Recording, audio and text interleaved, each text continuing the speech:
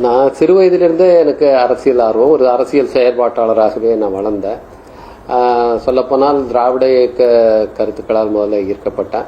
நான் 8ஆம் வகுப்பு படிக்கிறதுக்கு முன்பாகவே தந்தை பெரியாருடைய பல நூல்களையும், அது மாதிரி பெரியார் சுயமரியாதை பிரசுரம் வெளியிட்டிருந்த அம்பேத்கருடைய சாதி ஒழிப்பு நூலையும், அதுபோல இடதுசாரி சிந்தனைகளை கொண்ட முரண் தர்க்க பொருள் முதல்வாதம் என்றால் என்ன என்கிற நூல், அரசும் புரட்சியும் போன்ற லெனினுடைய நூல்களையும் நான் படித்து முடிச்சிருந்தேன். அதெல்லாம் எனக்கு பள்ளி படிப்புக்கு அப்பாற்பட்ட ஆர்வத்தில் அரசியல் இதில் திராவிட இயக்க சிந்தனைகளும் அதுபோல் இடதுசாரி சிந்தனைகளும் என்னுடைய பள்ளி காலத்திலேயே என்னை ஆக்கிரமிச்சிருந்தது.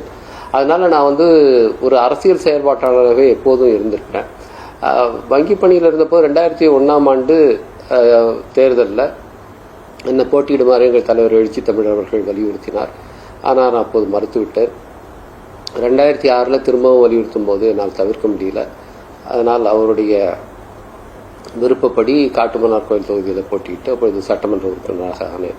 இந்த தேர்தல் அரசியலுக்கு வந்ததுக்கு முழுமையான காரணம் எங்கள் தலைவர் எழுச்சி தமிழர் தான். சரி, அரசியல எப்படி நுழைஞ்சிங்க அப்படின்னு சொல்லிட்டீங்க. நீங்க விடுதலை சிறுத்தைகளை தேர்ந்தெடுக்க காரணம் என்ன? விடுதலை சிறுத்தைகள் கட்சிக்கு முன்பாக நான் இடதுசாரி இயக்கங்களோடு தொடர்பு கொண்டு அதில் மாணவ பருவத்திலிருந்து, அது குறிப்பாக கல்லூரி மாணவனாக இருந்த காலத்திலிருந்து அதில் செயல்பட்டு இருந்தேன். அதுக்கு பிறகு ஒரு மனித உரிமை செயல்பாட்டாளராக இயங்கிட்டு இருந்தோம். அந்த காலத்தில் தான் பாட்டாளி மக்கள் கட்சி 1989 துவக்கப்பட்டது. அதுக்கு முன்பு வன்னியர் சங்கம் நடத்திய சாலை மறியல் போராட்டம், இது குறிப்பாக தென்னார்காடு மாவட்டத்தில் ஏற்படுத்திய தாக்கம். அதில் தொடர்பே இல்லாத தலித் மக்கள் கடுமையாக பாதிக்கப்பட்டார்கள். அது நான் நேரடியாக அப்பொழுது போய் பார்த்து அந்த பாதிக்கப்பட்ட பகுதிகள்லாம் அந்த நேரத்திலே போய் பார்த்தேன். அப்போது தலித் மக்களுக்கென்று ஒரு வலுவான இயக்கம் இல்லாதது, அவர்களுக்கான ஒரு அரசியல் கட்சி வலுவாக இல்லாதது அவர்கள் மீதான வன்கொடுமைக்கு ஒரு முக்கியமான காரணமாக இருக்கு என்பதை நான் புரிஞ்சிட்டேன். அதன் அடிப்படையில் அவர்களை ஒரு அரசியல் வயப்படுத்த வேண்டிய தேவை எனக்கு புரிஞ்சது.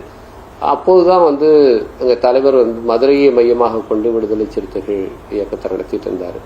அப்போ அதை இங்கே வட மாவட்டங்களுக்கும் விரிவுபடுத்த வேண்டும் என்ற ஆர்வம் கொண்டு நான், பேராசிரியர் கல்யாணி போன்றவர்கள்லாம் அதற்காக பல முன்னெடுப்புகளை செய்தோம். அந்த நேரத்தில் புறவயமாக இருந்த சூழல், பாட்டாளி மக்கள் கட்சி இங்கே ஒரு வலுவான அரசியல் கட்சியாக குறிப்பாக மிகவும் பிற்படுத்தப்பட்ட மக்கள் மத்தியில் உருவான நேரத்தில் தலித் மக்கள் மத்தியிலையும் தங்களுக்கும் ஒரு கட்சி வேணும் என்கிற ஒரு எண்ணம் அப்போது வலுவாக எழுந்தது. அந்த எண்ணத்தை ஈடு செய்யக்கூடிய ஒரு கட்சியாக விடுதலை சிறுத்தைகள் கட்சியை அவர்கள் பார்த்தார்கள். குறிப்பாக எங்கள் தலைவர் எழுச்சி தமிழர் அவருடைய பேச்சுகள், அவருடைய சமரசம் இல்லாத நடைமுறை, அவர்கள் தேடிக்கொண்டிருந்த ஒரு தலைவர் இவர்தான் என்பது போன்ற ஒரு எண்ணத்தை அவர்களுக்கு கொடுத்தது. அந்த விதத்தில் விடுதலை சிறுத்தைகள் கட்சி இங்கே வலுப்பெற்று மிக வேகமாக பரவியது. அதை கூட ஒர்க் பண்ணுற ஒரு வாய்ப்பு எனக்கு அந்த நேரத்திலிருந்தே கிடைத்தது. 90களில் துவங்கிய இந்த பயணம் என்பது 2006 தேர்தல் அரசியலில் நானும் ஒரு வேட்பாளராக நிறுத்தப்படுகிற நிலை வரை தொடர்ந்தது. அது அவங்களோட ஒரு 10 ஆண்டுகளுக்கு மேலே ஒரு டிராவல் பண்ணி தான் அந்த முடிவுக்கு வந்தோம்.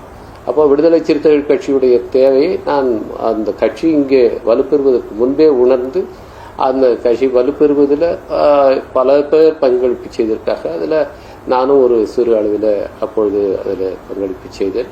அந்த விதத்தில் அந்த கட்சி தான் எனக்கு பொருத்தமான கட்சியாகப்பட்டது. அது குறிப்பாக அங்கே தலைவர் எழுச்சி தமிழருடைய அந்த தலைமை பண்பு, அவருடைய சமரசமற்ற போக்கு, அவருடைய அரசியல் தெளிவு, இதெல்லாம் என்னை ஈர்த்தது. எனவே அதில் நான் என்னை இணைத்துக் கொண்டேன்.